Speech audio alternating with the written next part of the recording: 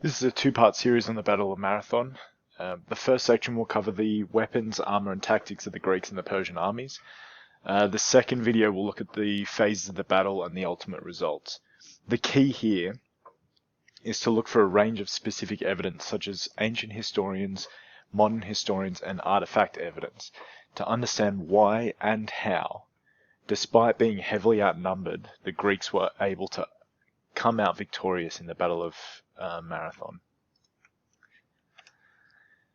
So the Persian fleet landed at the Bay of Marathon, which is about 42 kilometers north of the city of Athens. This location was picked tactically by the Persians. I mean, you would think that the Athenians would have picked this given how beneficial it is for their sort of structure of army, and how bad the terrain was for the Persian cavalry. But ultimately, this location was picked by Persians. The benefit for them was that this was an unopposed landing, which meant there was no resistance whatsoever from Marathon forces or the Athenians. It wasn't until the day after after the Persians landed at the battle site, so the Bay of Marathon, that the Athenians arrived with some plataeans. So according to Herodotus, this site was picked by the Persians because it was the best to maneuver, and it was a big open bay. However, little did they know when initially landing that the sort of northern section of the beach was swampland, and so they weren't able to use the cavalry to its full extent in the northern section of the beach. It was, however, a perfect bay to store their 600 boats, known as galleys, because the sort of bay inlet made it difficult for tidal changes to sort of damage or pull apart the fleet. So modern historians such as Tom Holland and Lazenby, who are excellent historians on this period, believe that this was a tactic to lure the Athenian army away from Athens, so they could easily capture the city. Now, I've paraphrased it for you, and you can go and find the specific evidence if you want. So let's have a look at the two sort of opposing forces. And you have to think about this as tactically who should win this battle. Because the Persians are significantly outnumbering them with 25,000 troops and 600 support galleys, so the boats sort of just off the coast, while Athens leads 10,000 troops, mainly by Miltiades, and he'll be the focus of the next video. So it's about 9,000 Athenians and 1,000 plataeans, according to most modern and ancient historians. So the Athenian army, similar to the Spartans, use the phalanx formation. So it's the interlocking shield wall. They are a heavy infantry force designed for hand-to-hand combat, so up-close hand-to-hand combat. They don't use a cavalry. They don't use archers, so there's no firepower. But ultimately they are vulnerable to their flanks. So that's the outside sections of their ranks. So they almost need to wedge themselves between cliff face, or they're vulnerable to being sort of circled around, and what historians call is an envelopment. So the troops are able to sort of circle around and behind. The Persians, however, have 250,000 troops, but they're sort of like a contrasting force. So instead of having the heavy infantry and sort of like the shield wall formation, they significantly outnumber, but they're lightly armored, so they're more maneuverable, but less tanky when you go sort of hand-to-hand combat. They are primarily cavalry, and that's how the Persian army was able to take so much of the sort of Greek mainland during the Ionian Revolt and the sort of earlier expansion of the Persian Empire. But coming up against sort of sandy beaches and cliff faces, with swampland at the northern section of the beach, it is a lot harder for them to actually, use this maneuverability. And so they're actually at a detriment where they're using wicker shields, here that you can see over here, which are almost like woven plants. So anything that's bronze or iron, as used by the Athenian army, cuts straight through it. So the shields are relatively useless in this battle. They are primarily cavalry, and that cavalry is useless on this terrain. And they're heavily archer based, which are lightly armored but ranged. And archers in this case are relatively ineffective against the phalanx formation and heavy infantry shield wall that the Athenians use. Although, given the size of the troops, 25,000 against 10,000, it is a significant number to sort of have to deal with. With the Greek armour, and you can pause the film here and look through the numbers, associate the numbers with the numbers labelled on the image, because you essentially need to use historical terminology. So things like greaves, hoplite soldiers, hoplon shields. This is essential historical terminology that will make your argument sound stronger.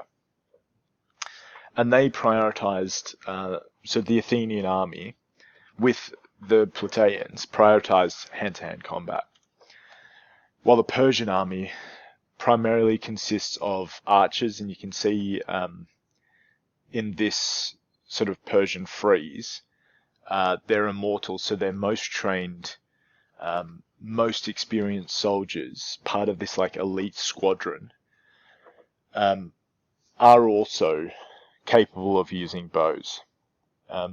So if you were to use this as a piece of evidence, make sure you describe it in its full, in its fullest. So, for example, the frieze located in Susu in Persia, depicting the Persian immortals, shows us, and then go on to extrapolate the evidence from this. So we know that the Persian army is significantly focused on bows, hence this frieze.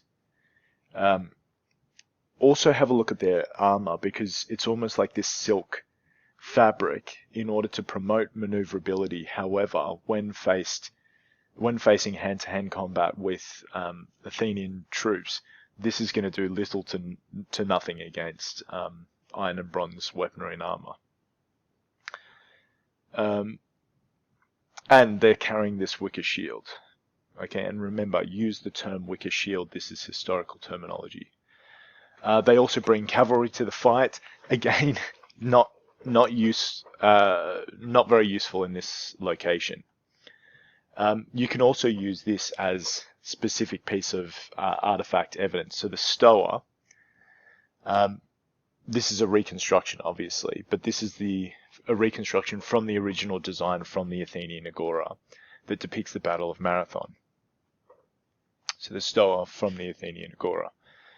And you can see in this area the Athenian shield wall, and their sort of close, tight proximity, the weaponry, the greaves, the helmet, and then this is opposed to the Persians, who are lightly armed, and you can see it's almost like silken or mesh armor, lots of bows and arrows, some cavalry, which is depicted, where is it? Over here.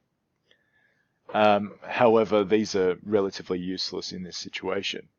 And you can almost see the Athenians tied together and the Plataeans as this sort of loose knit, but still heavily armored in comparison to the Persian army.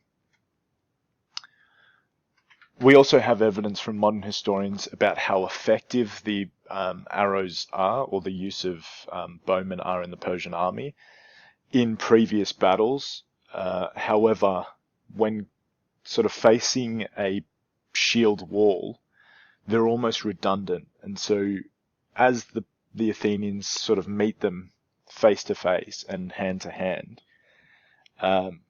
they become almost this like redundant army. So with the Greek expansion, or at least the Greek push, you can see the Greek soldiers sort of formed up against this cliff face. In most sort of interpretations, they're more located in between these two cliff face. So one cliff face here, one here. I don't know why this image sort of puts them out so far, because ultimately they're trying to protect their flanks, which are these side areas here. And the best location would be between this cliff face here. But we do know from this that the Persian fleet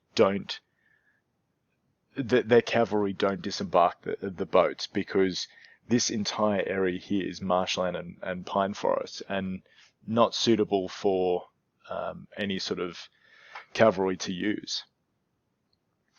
According to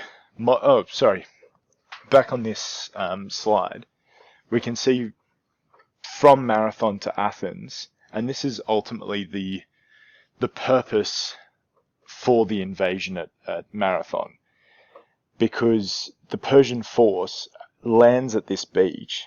However, they choose not to disembark their cavalry and instead sail their cavalry down south around the peninsula to land at the Athenian port, and then through this port then attack Athens overland. So a lot of historians talk about this as almost like a decoy, because the Athenian army is standing at Marathon fighting whilst the Persians are actually trying to infiltrate from behind. So what's left of the 25,000 troops here are actually a diversionary force. So according to modern historians, instead of the Persians attacking, they choose under the cover of darkness to actually sail to the port of Athens. And so the next morning, Miltiades uses this as the opportunity to attack, because they know they're without the cavalry. And we have evidence of this because the Byzantine lexicon called Suda emphasizes the fact that the horsemen are away during this initial siege. So we'll continue on with part 2 in the next video, which is the actual sort of phases of the battle and the war itself, the end of the war at least. But ultimately from this video, I'm hoping you realize that despite the significant outnumbering of Persian troops to the Greek troops, so 2.5 to 1, the Greeks were much better prepared for this battle. They had tactics such as the shield wall that could be used to sort of offset the damage from Persian artillery or Persian archers. And as a result, and you'll see in the next phase that it's significantly more detrimental to the Persian troops.